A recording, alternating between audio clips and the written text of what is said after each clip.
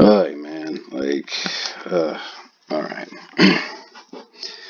So let's talk about some options, man. This is giving me a fucking headache because Lone Wolf is 100% positive that they're shorting this stock through shorting put options, which it doesn't make sense to do that.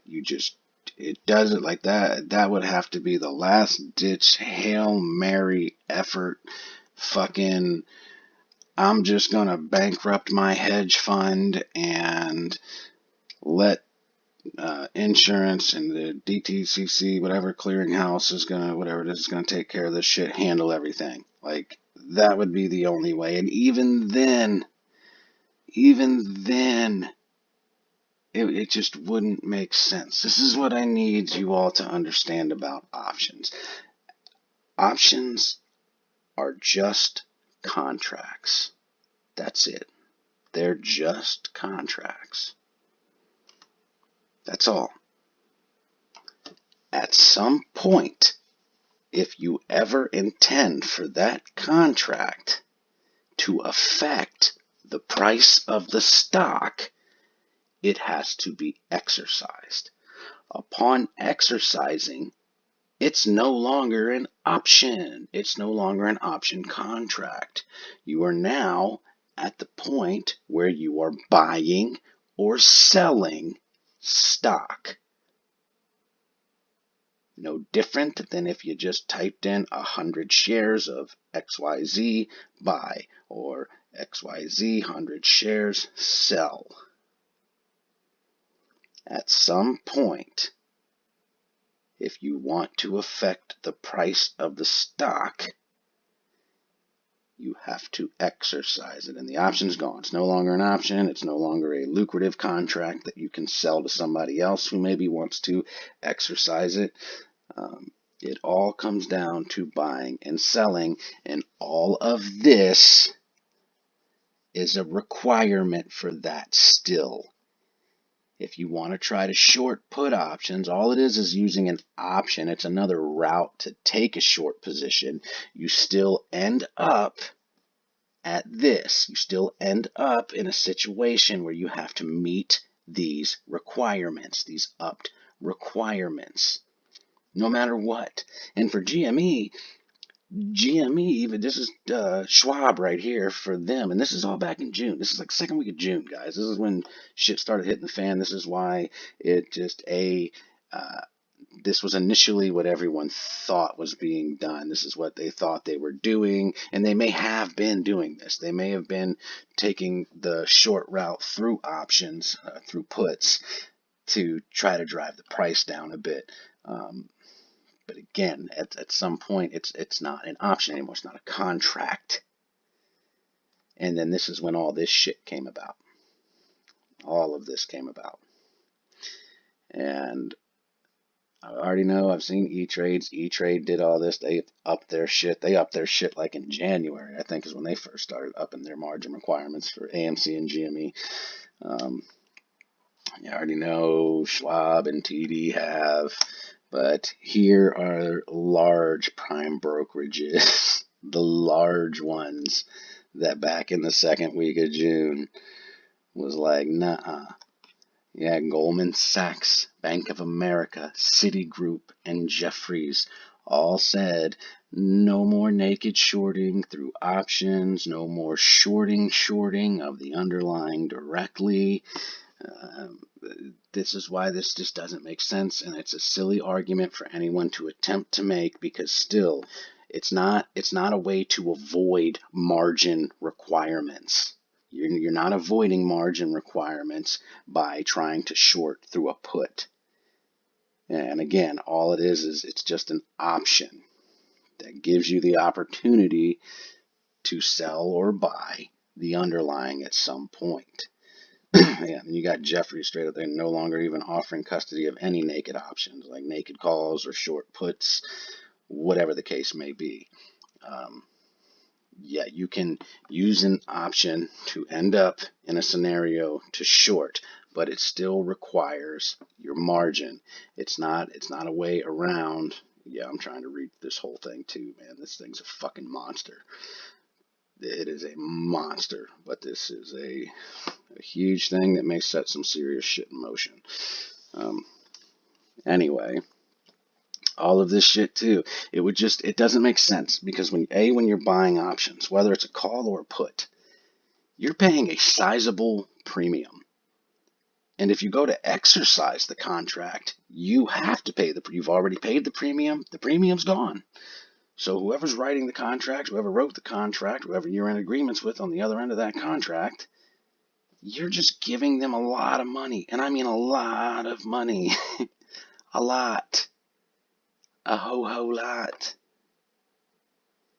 If you see that someone spent $12 million for these put options, they just gave someone $12 million. That's the premium they paid, $12 million for X amount of contracts.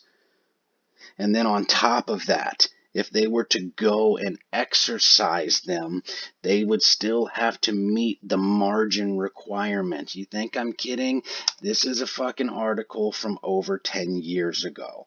Very well written, but when you exercise put options without first owning the underlying stock, because typically this is what you would do. If you bought a put option at $10 and it went down to, say, 8 or 7, whatever, you would then, if you didn't have the stock, you would buy it then. You would buy it at whatever price you were hoping it was going to go down to, spend $600, on 100 shares or whatever it is, and then you would exercise the contract because now you have the 100 shares and you get to sell them at the strike price you entered into an agreement with of $10.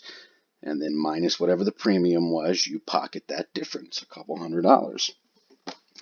So if you're going to attempt to exercise it and the other party in this fashion here, so if you want to sell a short put option, you have to have the available funds to cover the entire amount to exercise. So you can't do it nakedly, and you have to have the full amount.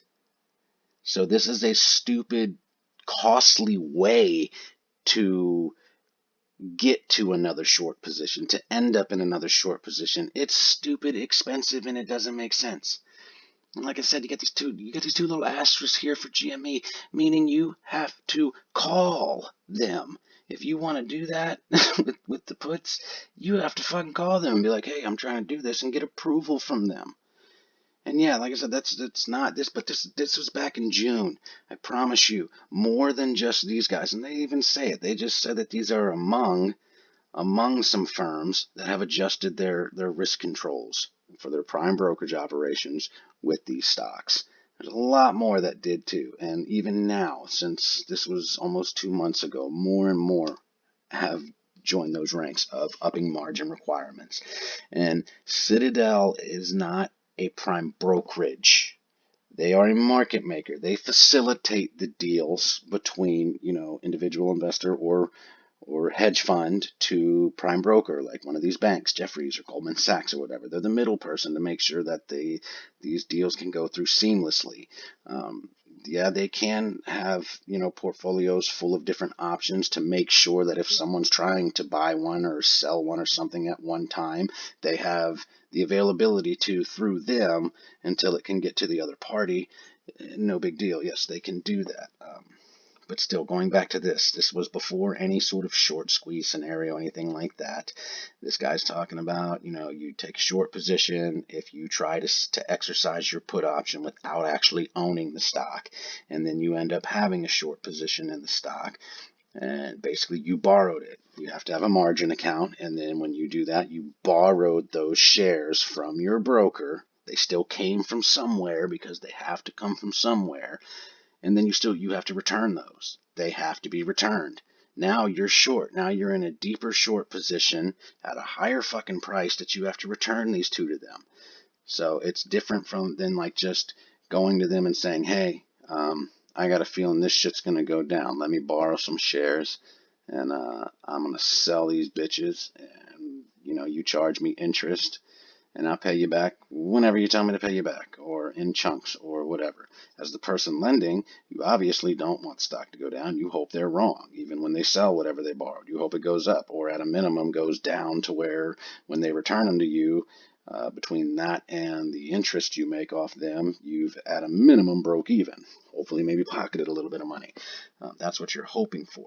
But here, even again, we don't need to go over that, but however, you're only able to do this, and this can only happen shorting through there, borrowing the shares needed to sell from your brokerage when you have enough funds in your trading account to fulfill the margin requirements of holding those short stock positions in the first place, because that's what it is in the first place. We go back to the contract doesn't matter, the option doesn't matter. It's not an option anymore. You are actually exercising that bet.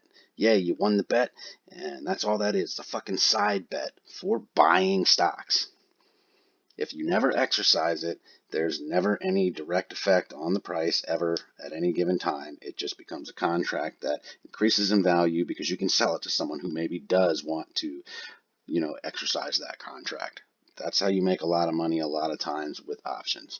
But still, shorting stocks requires margin. Most brokers require a cash reserve of at least 50%. Remember, this is like a 10-year-old article, and this is when you're not in a ridiculous short squeeze situation of the value of the stocks that are shorted. As such, if you do not have enough cash to hold on the short stock position, your broker will usually liquidate the position and then pay you the net returns when your put options get exercised. So there's them, someone is buying that stock no matter what. It's getting bought and purchased at some way, somehow, at some point. So it doesn't make sense. It just doesn't. And to have that amount of put options and shit, when you're technically, with what's going on, you would basically have to have the amount of money to cover, or you'd have to go buy those shares no matter what, at some point, which is going to drive the price up. The prices would look like fucking the Swiss Alps, man. It would be like straight up and then down, and then straight up and then down, and then straight up and then down. There wouldn't be none of this fucking bar coding, this little up and down and up and down and up and down and up and down, where they're literally killing the options market. That's what they're doing, destroying the options market. And they're shorting through ETFs. I've already fucking showed you this shit. So I just wanted to explain this a little further as to why people running around saying that they're shorting through the options. It just doesn't make sense to do that. It is a more expensive way that is being heavily monitored by all these prime brokerages. Heavily monitored, and in a lot of cases not even allowed. You can't do it that way, which is why they went the ETF route, a different way, where, hey, I can fucking short 10 of these ETFs housing certain percentages of this stock, and it would basically be the same thing as if I was shorting this stock directly. Yeah, there are some shares being returned and them still being able to short. Yeah, but it is fucking expensive. It is expensive for them to do that, and they're already so deep in the hole. It just does not make sense, guys. It just doesn't. So, whatever. If someone can point me in the direction of proof, not your fucking speculation, that, well, I just know that this is what they're doing. I know it. It's a short and distort move. That's what they're doing. It's short and distort. I know it. Like, just stop, dude. Like, this is what I do. All right? This is what the fuck I do. Just stop. All right? If you want to send me some information for me to look at that might change my perspective, for sure. But the moment you fucking, like I said, was like, they're shorting with the options. Nah, buddy. Not by what I've seen for the past few months. No, sir. So you better come up with something better than just the fact that they could do that. Yeah, they could. But in this environment, with how strict margin requirements are and how much this is being looked at, how volatile it is, how many failure to delivers there are, how our orders, majority of our orders are being routed through dark pools, and all this information is out there, all this information is known. No, just no, not happening. They're shorting in the places people aren't looking. That's where this is coming from. So, just wanted to cover that shit there. And hopefully some of you have a better understanding of options and how they are literally nothing but a contract that only gets, more lucrative the deeper in the money, or that you get on whatever side you're going, up or down, and then you're just selling the contract because somebody may want to actually exercise it. But at some point, in order for that contract to directly affect the stock, someone has to buy and sell these underlyings. So if you just forgot about the option, it all comes back to the same end game. There has to be buying and selling. So take it for what you want. Who knows? I could be wrong. Could be. Maybe they're like, fuck it, let's just give somebody else millions and millions of dollars for these contracts and then pay millions and millions of dollars in margin to be able to short through there. I'm sorry. It doesn't make sense. It doesn't. It's not. If I was a hedge fund, this is not the way I would go about this. There's way too many eyes on this. There's way too many requirements. Like I said, it's too much going on to go that route. Way too expensive. In this environment, where you only need 50% of the value of the stock to short it, yeah, sure, why not? Whatever, no big deal. But not in this environment. Nope. And if it was, those ETFs wouldn't all be doing the same goddamn thing that they're doing. They just wouldn't. So, take it for what it is again, guys. It's just my theories, since none of us, absolutely none of us, have access to their short positions, nor will we ever, because they don't have to report them on their 13 Fs, which come out every quarter. So there's no way to really know how they're shorting 100%. All right, I'm out of here.